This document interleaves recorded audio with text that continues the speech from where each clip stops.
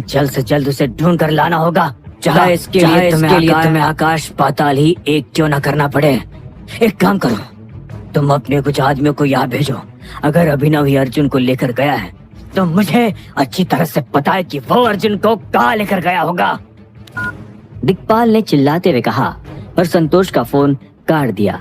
उसे बहुत था इस बात से नहीं कि अर्जुन किडनैप हो गया था, बल्कि इस बात से कि दिक्पाल से आधी उम्र के अभिनव में इतना दिमाग कहाँ से आया था कि वो दिक्पाल से 4 कदम आगे चल रहा था। मैं उस अभिनव को सबक सिखाने का प्लान बना रहा था, लेकिन उस अभिनव ने तो। दिक्पाल ने गुस्से में अपने दांत भींचते हुए अपने आप से कहा, लेकिन अभी तक दिक्पाल को ये बात समझ नहीं आई थी कि आखिर अभिनव ने अर्जुन को क्यों किडनैप किया था। वो अर्जुन से क्या चाहता है? कहीं वो अर्जुन को चांद से नहीं नहीं नहीं नहीं नहीं। दिक्पाल ने दोबारा अपने आप से कहा। वो किसी भी हाल में अपने बेटे को मरने नहीं दे सकता था। इस ख्याल भर से ही दिक्पाल घबरा गया और उठकर अपने कमरे से हेलो गाइस, जिसको भी गारिटन ऑफ टाइगर का टेलीग्राम में जाओ और सर्च करो गारिटन ऑफ टाइगर। जो दूसरे नंबर पे चैनल दिख रहा है उसी चैनल को ज्वाइन करो। ये रियल चैनल है जिसमें 13,000 प्लस सब्सक्राइबर है। उसी चैनल को ज्वाइन करो, वहीं पे आपको सबसे पहले एपिसोड मिलेगा और सारे चैनल को लीव मारो। सब थैंक्स है। अचानक से दिक्पाल के मुंह से निकला। उसने कांपते गाइस, जिसको भी गारिटन ऑफ टाइगर का एपिसोड चाहिए टेलीग्राम में जाओ और सर्च करो गारिटन ऑफ टाइगर। दूसरे नंबर पे एक चैनल आएगा जिसमें 13,000 प्लस सब्सक्राइबर है। वही चैनल रियल, उसी चैनल को ज्वाइन करो, बाकी सभी चैनल को लीव मारो। कहा। दिक्पाल को ऐसा महसूस हुआ जैसे किसी ने उसके कान के ठीक नीचे ग्रेनेड फोड़। गाइस, जिसको भी गारिटन ऑफ टाइगर का एक्स्ट्रा एपिसोड चाहिए टेलीग्राम में जाओ, सर्च करो गारिटन ऑफ टाइगर। दूसरे नंबर पे जो चैनल दिख रहा है उसी चैनल को ज्वाइन करो, बाकी सभी चैनल को लीव करो। दूसरे नंबर पे जो चैनल दिख रहा है उसी को ज्वाइन करो, जिसमें 13,000 प्लस सब्सक्राइबर है। वही रियल चैनल, उसी को ज्वाइन करो, बाकी सबको लीव मारो। जिसको भी गारिटन ऑफ टाइगर का एक्स्ट्रा एपिसोड चाहिए टेलीग्राम में जाओ, सर्च करो गारिटन ऑफ टाइगर। दूसरे नंबर पे 13,000 प्लस सब्सक्राइबर वाला एक चैनल होगा, उसी को ज्वाइन करो, बाकी सारे चैनल सबको लीव मारो। मैं समझा नहीं। दिक्पाल, अब तो सच बोल दे। अब तो सच बोल दे कि हाँ, उस दिन तुझसे भारी चूक हुई है। अब तो बोल दे कि टाइगर मरा नहीं बल्कि जिंदा है। जैसे ही अम्मा जी के मुंह से दिक्पाल ने ये बात सुनी तो उसे ऐसा महसूस हुआ जैसे उसके कान पर बिजली कड़क उठी हो। उसने तुरंत अपने आप को संभाला और कहा, टाइगर टाइगर तो कब का मर। दिक्पाल, मुझे सब पता चल चुका है। मुझे पता चल गया है कि टाइगर जिंदा है और मुझे पता भी चल गया है कि वो किंग ऑफ द वर्ल्ड का अवार्ड जीत चुका है। तुझे क्या लगता है कि मैं यहाँ कनाडा में बैठी हूँ तो मुझे ये पता नहीं चलेगा कि गुड़गांव में क्या हो रहा है? ये बात सुनते ही दिक्पाल का मिट्टी का किला पूरी तरह से बिखर गया। वो समझ गया था कि अब अम्मा जी के सामने सफाई देने का कोई अर्थ नहीं था। ऐसे में उसने अपने घुटनों के बल गिरकर हाथ जोड़ते हुए अम्मा जी से कहा, मुझे माफ कर दो अम्मा जी, मुझसे बहुत ही बड़ी गलती हो गई। आपके पास जो खबर आई है वो सही है। वो साला टाइगर जिंदा है। मुझे भी उसके जिंदा होने के बारे में अभी कुछ वक्त पहले ही पता चला। पता नहीं कहाँ छुपकर बैठा था साला। लेकिन आप चिंता मत कीजिए, मैं टाइगर को जिंदा नहीं छोड़ूंगा। मैं उसे उसके बाप के पास भेजूंगा। अगर अगले 1 महीने में टाइगर का डेथ सर्टिफिकेट मैंने आपके हाथ में लाकर नहीं रखा तो मेरा नाम दिक्पाल सिंघावत नहीं। अम्मा जी ने दिक्पाल की पूरी बात सुनी और बोली, दिक्पाल, टाइगर के जिंदा होने का क्या मतलब है ये तू भी अच्छी तरह से जानता है और मैं भी। अगर टाइगर के जिंदा होने की खबर यहाँ के माफिया वर्ल्ड में फैल गई तो हमारी जमी जमाई व्यवस्था का सत्यानाश हो जाएगा और जो मेरा सत्यानाश करता है मैं उसका सर्वनाश कर देती हूँ। अम्मा जी की धमकी सुनकर दिक्पाल कांप उठा। इससे पहले कि वो सफाई में कुछ कह पाता, अम्मा जी ने कहा, 30 दिन, अगले 30 दिन में तूने टाइगर का शिकार नहीं किया तो मैं टाइगर के साथ साथ तुझे और तेरे बेटे को जान से मारकर तीतर और बटेर को खिला दूंगी। इतना जिसको भी गारिटन ऑफ टाइगर का एक्स्ट्रा एपिसोड चाहिए टेलीग्राम में जाओ, सर्च करो गारिटन ऑफ टाइगर। जो दूसरे नंबर पे चैनल आएगा उसी चैनल को ज्वाइन करो, वही रियल चैनल जिसमें 13,000 प्लस सब्सक्राइबर है। दूसरे नंबर पर चैनल रहेगा, उसी चैनल को ज्वाइन करना। बाकी सारे फेक चैनल सबको लीव मारो, सबके सब फेक चैनल है। उधर जब अम्मा जी ने दिक्पाल को धमकाया था तब इधर हंसराज भी अपने डिप्टी और ढेर सारे बंदूकधारी आदमियों के साथ दामोदर के हॉल में बैठा हुआ था। हंसराज के सामने हेलो गाइस, बड़ी इसको सी भी द टेबल रिटर्न ऑफ रखी टाइगर का और उस पर एपिसोड चाहिए कैमरा टेलीग्राम में का जाओ, नक्शा सर्च बिछा करो द हुआ रिटर्न था। Of tiger. हंसराज दूसरे ने नंबर पे चैनल नक्शे आएगा के जिसमें ऊपर कुछ गोले 13,000 लगाते हुए प्लस कहा, सब्सक्राइबर, उसी चैनल को ज्वाइन एक करो, वही टुकड़ी रियल यहाँ चैनल है, जाएगी वही सबसे पहले आपको 30 एक्स्ट्रा लोगों एपिसोड की, मिलेगा। दूसरी टुकड़ी यहाँ जाएगी, तीसरी यहाँ और चौथी यहाँ। अम्मा जी और उनके माफिया सपोर्टर्स के ये 4 सबसे खास अड्डे हैं। दामोदर सर अगर कहीं होंगे तो यही होंगे, और अगर यहाँ नहीं हुए तो? डेप्यूटी ने हंसराज से धीरे से पूछा। हंसराज ने उसे एक पल के लिए देखा और फिर नक्शे पर बने अम्मा जी के बड़े से किले नुमा बंगले पर गोला बनाते हुए कहा, तो फिर वो यहाँ होंगे। अम्मा जी की मान में हम यहाँ हमला कैसे करेंगे? डेप्यूटी ने चिंता भरे सुर में कहा। हंसराज ने एक गहरी सांस ली और बोला, सर को ढूंढने के लिए अगर मुझे उनके भाई और माँ पर हमला करना पड़ा तो मैं करूंगा। सब लोग काम पर लगिए, मुझे आज रात तक किसी भी हाल में सर वापस यहाँ सही सलामत चाहिए, ना मूव। इतना कहते ही हंसराज खुद भी अपनी जगह से खड़ा हो गया। वो अपने साथियों के साथ घर से बाहर निकलने वाला था। इतने में घर का दरवाजा खुल गया। हंसराज ने सामने जो देखा उसे देख उसके और उसके साथियों के होश उड़ गए। उन लोगों के सामने दामोदर खड़ा था। हालांकि उसके शरीर पर कोई चोट नहीं थी, लेकिन शरीर में थकान थी। थकान होने के बावजूद दामोदर की आंखों में जो चमक थी उसने सबको हैरान कर दिया था। सर, हंसराज ने चहकते हुए कहा और दामोदर के करीब आकर खड़ा हो गया। वो दामोदर को गले लगाना चाहता था, लेकिन फिर उसे याद आया कि वो दामोदर का मुलाजिम था, उसका बेटा नहीं। दामोदर ने हंसराज के आसपास खड़े सभी लोगों की तरफ देखते हुए कहा, आप लोग जा सकते हैं, मुझे हंसराज से कुछ जरूरी बात करनी है। अगले ही पल पूरा घर खाली हो गया था। हंसराज और दामोदर हॉल में आ चुके थे। दामोदर ने अपनी चमकती आंखों से हंसराज को देखा और कहा, कहाँ है मेरा टाइगर?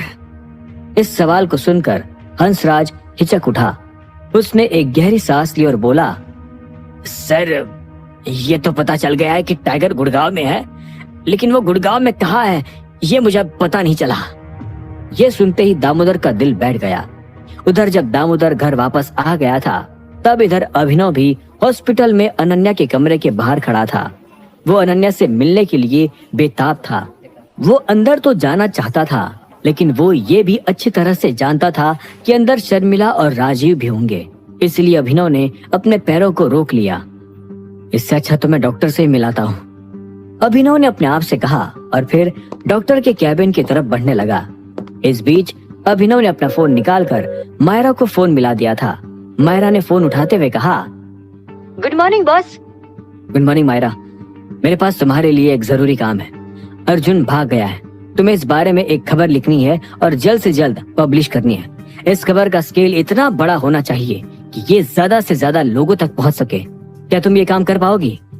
जैसे ही अभिनव ने ये सवाल किया तो मायरा ने हाँ में सिर हिलाते हुए कहा, हाँ बॉस, आप चिंता मत कीजिए, ये काम हो जाएगा। अभिनव मायरा के मुंह से हाँ सुनकर खुश हो गया। इस बीच वो डॉक्टर के कैबिन के पास भी पहुंच गया था। जैसे उसने कैबिन का दरवाजा खोला तो उसने अपनी आंखों के सामने जो देखा उसे देख उसकी आंखें फटी की फटी रह गई। शर्मिला और राजीव डॉक्टर के कैबिन में थे और वो भी दरवाजे के पास ही खड़े थे। उन दोनों को देख अभिनव का जो हाल हुआ था, उन दोनों का भी अभिनव को देखकर वही हाल हो गया था। शर्मिला के मुंह से अचानक निकला, ये तो मर गया था ना, तो फिर ये कहिए उसका भूत तो नहीं? कैसी बातें कर रही हो? भूत कब से इंसानों जैसे लगने लगे? राजीव ने कहा। इससे पहले की बात आगे बढ़ती, अभिनव ने सफाई देने के लिए कहा, नमस्ते अंकल, नमस्ते आंटी। तुम जिंदा हो? तुम सच में जिंदा हो? शर्मिला ने कांपते होठों से अभिनव से पूछा। इससे पहले कि अभिनव इस सवाल का कोई जवाब दे पाता, राजीव ने कहा, एक सेकंड, तुम सच में जिंदा हो? मैंने भी तो यही पूछा। शर्मिला ने राजीव को कोहनी मारते हुए कहा। लेकिन उन दोनों के मुंह से ये सवाल सुनकर अभिनव के दिल को बहुत बड़ा झटका लगा। अभिनव समझ गया था कि अनन्या ने शर्मिला और राजीव को गोलीकांड के बारे में कुछ नहीं बताया था। उसने अपने माँ बाप को ये नहीं बताया था कि उसे जो गोली लगी थी वो अभिनव की वजह से ही लगी थी। थैंक यू अनन्या, वरना ये लोग मुझे कच्चा चबा जाते। ये लोग मुझे कभी माफ नहीं करते। अभिनव ने अपने आप से कहा। वो नहीं चाहता था कि वो जिससे प्यार करता है उसके माँ बाप उससे नफरत करे। अभिनव ये सब सोच ही रहा था कि तभी राजीव ने उससे पूछा, कहीं तुम ही तो वो इंसान नहीं हो जो अनन्या की इलाज का सारा खर्चा उठा रहा है? तुम यहाँ पैसा जमा करने आए हो क्या? राजीव के मुंह से ये सवाल सुनकर अभिनव हैरान रह गया था। उधर जब अभिनव राजीव के सामने खड़ा था तब इधर सांबा नाम का एक कैदी अपनी सेल में बैठा था। उसने देखा कि उसकी सेल का दरवाजा खुला और 3 कैदी उसकी सेल में दाखिल हो गए। पुलिस वालों को देखते ही सांबा के चेहरे पर एक बड़ी सी मुस्कान आ गई थी। इतने में एक पुलिस वाले ने अपने जूनियर से कहा, उठा लो साले को। बाकी 2 पुलिस वाले सांबा के पास गए और उन्होंने सांबा को जबरदस्ती उठा लिया और उसे टॉर्चर रूम में ले गए। सांबा अच्छी तरह से ये समझ गया था कि उसे वहां क्यों लाया गया था। जब उसने अपना काम खत्म किया था तभी उसे पता था कि उसकी जिंदगी में ये पल जल्द ही आने वाला है। पुलिस वालों ने सांबा को एक कुर्सी से बांधा और उसके बाद बाहर निकल गए। सांबा बेसब्री से तमाशे के शुरू होने का इंतजार कर रहा था। तभी उस कमरे का दरवाजा खुला और एक रौबदार सा इंस्पेक्टर कमरे में दाखिल हो गया। उस इंस्पेक्टर ने सांबा को ऊपर से नीचे तक देखा और कहा, अगर अपनी जान प्यारी है तो मेरे सवाल पूछने से पहले ही जवाब दे दे। ये सुन सांबा हंसा और बोला, ऐसा कैसा हो सकता है? जब सवाल पता नहीं हो तो कोई जवाब कैसे दे सकता है? सीधा सीधा बोलो ना, आप मुझसे क्या चाहते हो? सांबा के ऐसे तेवर देख गाइस, अगर आपको द रिटर्न ऑफ टाइगर का एक्स्ट्रा एपिसोड चाहिए तो जाओ और सर्च करो सर्च बार में द रिटर्न ऑफ टाइगर। दूसरे नंबर पे एक चैनल आएगा जिसमें 13,000 प्लस सब्सक्राइबर है। उस चैनल को ज्वाइन करो और सभी चैनल को लीव मारो। सभी चैनल फेक है, वही रियल चैनल है। जो दूसरे नंबर पे वही रियल चैनल जिसमें 13,000 प्लस सब्सक्राइबर है। ठीक है साहब, कोई चालाकी नहीं करूंगा, पर आप बताओ तो आपको मुझसे चाहिए क्या? इंस्पेक्टर ने एक गहरी सांस ली और फिर अपने बगल में पड़ी कुर्सी को खींचकर उस पर बैठ गया। उसने सांबा को देखा और कहा, सच सच बता कि तूने अर्जुन के साथ क्या किया? वो बेहोश कैसे हुआ? इंस्पेक्टर का सवाल सुनने के बाद सांबा ने उसे एक सेकंड के लिए देखा और फिर जोर से हंस पड़ा। उसकी हंसी इतनी जोरदार थी कि पूरा कमरा गूंज उठा था। उसने हंसते हुए कहा, साहब क्या मजाक कर रहे हो? आप मुझसे ऐसा आउट ऑफ सिलेबस सवाल क्यों कर रहे हो? इंस्पेक्टर ने झल्लाते हुए कहा, बकवास मत कर सांबा। सीसीटीवी कैमरा ने तुझे और अर्जुन को साथ पकड़ा है, इसलिए अगर किसी भी बात से मुकरा तो मुंह तेरा होगा और मुक्का मेरा।